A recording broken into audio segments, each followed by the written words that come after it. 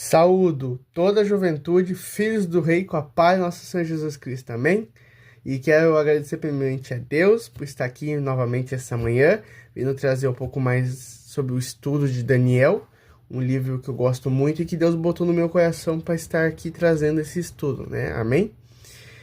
E para continuar o nosso estudo, a gente estava lendo sobre Daniel, né, capítulo 1, né? E agora passando para o capítulo 2, vimos que lá no capítulo 1 nós vimos como Daniel buscou a Deus, né? Como ele era próximo de Deus e ele buscou ele de todo o coração, né? De todo modo. Então, e Daniel não se deixou por sair do caminho de Deus, né? Ele sempre se manteve no caminho de Deus, não importa onde ele estava, com quem ele estava. Ele sempre se manteve fiel aos mandamentos de Deus. Amém? Então Deus recompensou Daniel de muitos modos, né? Dando para ele inteligência, sabedoria e a capacidade de o discernimento, a capacidade de interpretar sonhos, né, visões e etc. Amém? E passando agora para o capítulo 2, eu vou estar lendo do 1 ao 4 e do 5 ao 13, amém? E diz assim, do 1 ao 4, narra o momento em que o rei Nabucodonosor teve um sonho perturbador, que o deixou sem sono e ansioso. Incapaz de se lembrar do sonho, ele convoca seus sábios para interpretá-lo, mas exigiu que eles também revelassem o conteúdo do sonho. Amém? Diante da impossibilidade de tal feito, os sábios são ameaçados de morte. Amém? E aqui o que ele tá nos dizendo é que Nabucodonosor, ele chamou, né, os seus magos, seus estudiosos, e pode perceber que aqui ele queria que esses magos também revelassem o sonho, né? Não só dissessem o que significa o sonho, mas que ele revelasse o conteúdo do sonho. Amém?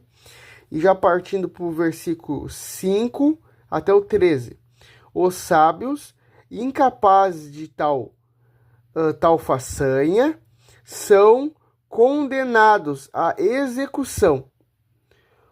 O decreto se estende a Daniel e seus companheiros, porque também eram considerados sábios.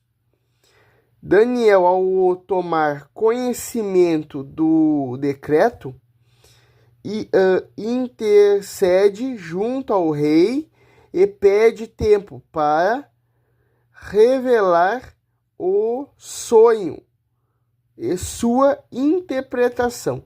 Amém? Então, aqui, né, vimos que aqui nesses primeiros versículos, né, de Daniel 2, que no segundo reinado de Nabucodonosor, ele teve uns sonhos que o deixaram, né, perturbado, sem poder dormir. O rei convoca seus magos, os seus sábios, né, para explicar o sonho para ele, né? E isso é muito interessante porque os babilônios acreditavam que o sonho de um rei determinava a maneira em que ele deveria governar, né? Então, os caldeus, que são esses magos, esses estudiosos, esses sábios, né, que o rei tinha, disseram ao rei: conte o sonho a estes servos, né? Nos conte esse sonho e daremos a interpretação, né?